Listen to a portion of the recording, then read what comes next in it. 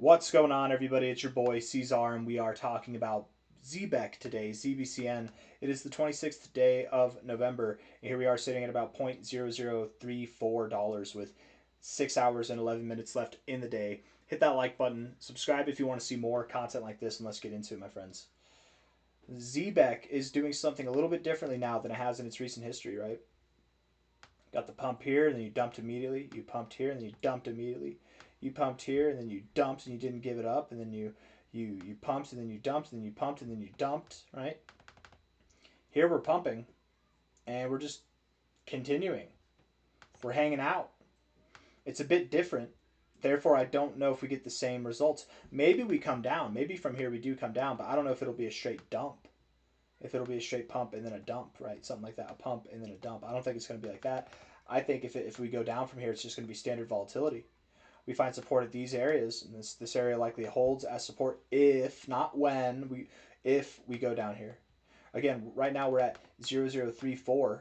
What I'm talking about is the possibility of returning back to 0.0275 or 0.003 itself. If we return down here, we would likely find support. This is our support area. And imagine that we do find support here. Imagine that we do find a low here, we find a high here, a low here, a high here, and then another low. It's kind of like an inverse head and shoulders pattern, right? It's not the prettiest pattern on the block, but it is. It's like an inverse head and shoulders pattern. So we can hang out here for another week or so and then break out. And the measured move of this pattern, if it is an inverse head and shoulders pattern, we'll know soon enough. Measure move would roughly take us to about roughly it'd take us back to our all-time high area. And again, with any breakout, everything's different, but with an inverse head and shoulders pattern, okay, whenever you break out, you expect it to be one move, right? You wouldn't expect the breakout. Oh, I deleted it. I didn't mean to. You wouldn't expect the breakout of an inverse head and shoulders pattern. You wouldn't expect it. I feel like it kind of looks like ovaries. You wouldn't expect it to break out, consolidate, break out, and then you hit your target level. You break out, it's going to be one fell swoop. And of course, it's not just going to be a straight line, but in relevance to this pattern, it'll seem like a straight line, right? Like this wasn't a straight line, but relevant to this consolidation phase, that seemed like a pretty straight line up, right? Right. All I'm trying to say is the breakout will likely be faster than even the move up here was. Okay, that's all I'm trying to say. If this is a V-shaped recovery, by the way, this should take us just above this high here. So I think that we do have higher to go. Let's look at the short-term stuff. We'll zoom out from there. Okay, hit the like button, subscribe. I don't know if I said that already, but if I did, do it again. Or don't hit the like button twice. If you do that, it'll unlike the video. If you hit it twice on my bad direction, hit it a third time. That should fix the problem. The MACD is at the 0. Perfect area to bounce. A lot of red here. You guys notice? You got a lot of red. Look at what happened before, right? Look at all this before. Let's just zoom way the hell out. I mean, this is a lot of red. We've had times where it's been consistently red, times where it's been consistently red, but this is definitely one of those times where we're getting an abundance of red here. And look at what we've done with this red. Not a whole lot. We've gotten higher lows and higher highs. That's what we've done with it. In this red, the RSI has gotten overbought multiple times, not gotten oversold once, not even gotten close to it. Stochastic's barely getting overbought while consistently getting oversold. I'm sorry, while consistently getting overbought. I mean, you're trying to exude bearish momentum here, and the bears just got nothing. You're gonna go up. You're gonna move higher. I'm pretty confident in that. 4-hour time frame here. Looking at this, the 4-hour RSI gives you lower lows, while the price gives you higher lows. It's hidden bullish divergence. That's a good thing, not a bad thing.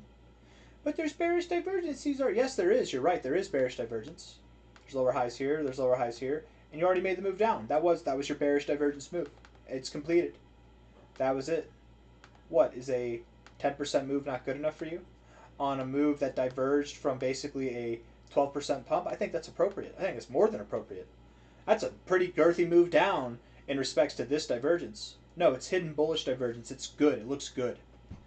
The MACD just crossed red. We call this a false cross. It looks good. You know, to be completely fair, though, you do have bearish divergence here on the MACD that might not be resolved. And again, I revert back to the if, not when, but if we return back to these 00275, 003 areas, we will find support there, okay? But I don't know, the bearish momentum's dying. We can see it dying right now.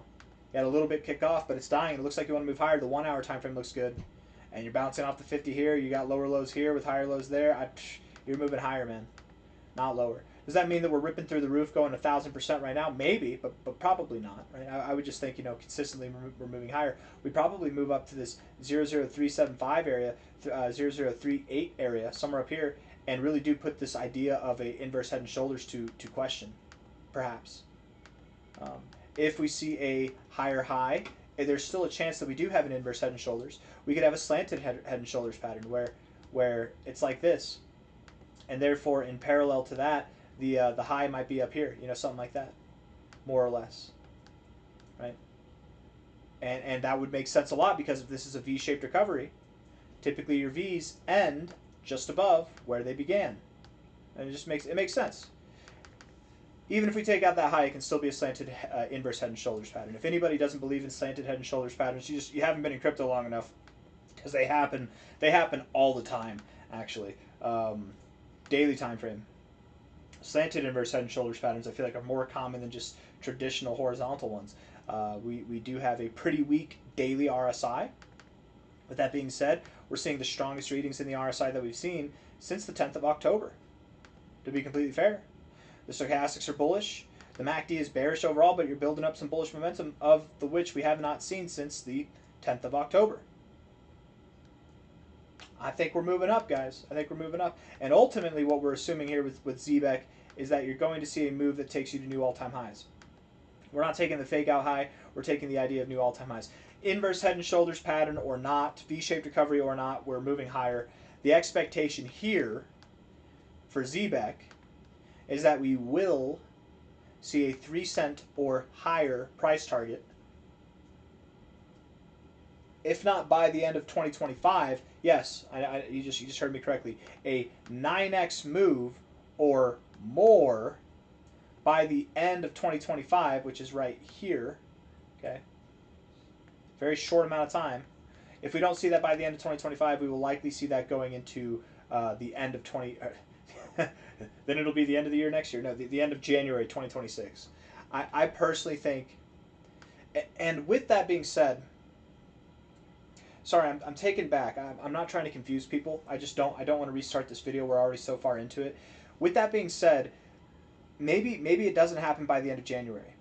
I do have a going theory that Bitcoin will be consolidating, just like that, yeah, the chicken scratch, until potentially January or even February.